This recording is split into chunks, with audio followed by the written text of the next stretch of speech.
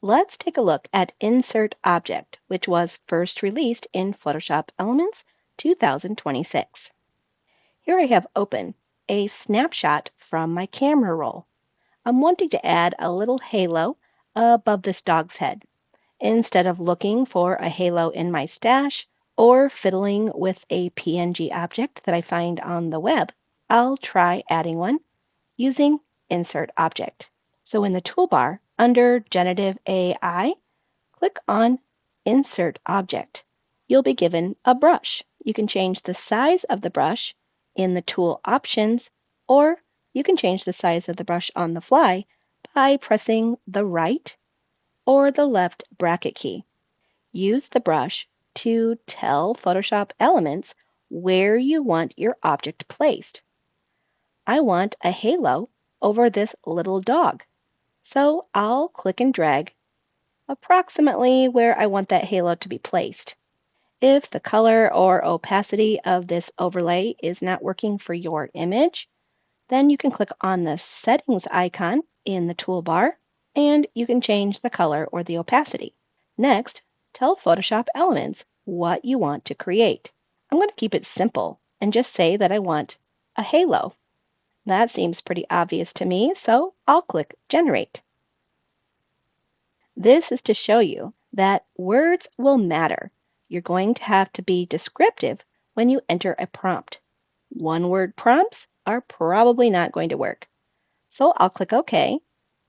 And now back in the tool options, instead, I'm going to enter the prompt, add a pink halo over the dog's head. Because this is a new feature in Photoshop Elements, I would expect it to get better as time goes on.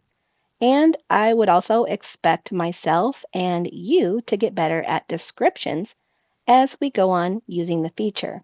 All that to say, it's going to take some time to know how to get the best results. Now again, I'll click Generate. And just like that, the dog has become an angel. But let me show you this. Photoshop Elements didn't give me just one halo to work with. It gave me 4 different halos to choose from. And each of them are just a little bit different. So this first one is represented by this image here. And here's the second variation. Here's the third variation. And here's the fourth variation. I kind of like the third variation, so I'm going to stick with that. After clicking Generate, your new image is going to show in a new layer at the top of the Layers panel. Now, if you're like me, I can see myself going crazy trying to generate different things with my images and even my scrapbook pages. But you should know that you have a limit.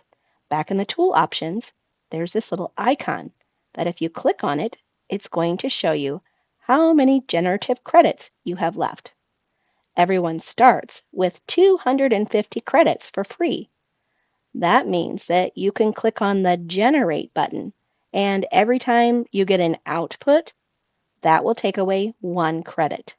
Clicking on these variations will not use additional credits. And if your prompt fails, like my first prompt did, it does not use one of the generative credits. If you super love this feature and you want to continue using it after all 250 generative credits have been used, you can buy more by clicking on the link in the tool options. And then I should mention before you go that if you want to just start from scratch in the tool options, click on the Reset panel icon and you'll be back to where you started. So that's a quick overview of Insert Object in the new Photoshop Elements 2026. If you found this video helpful, please give it a like and consider subscribing to our channel. This has been Jen White with Digital Scrapper. We help you get your stories told.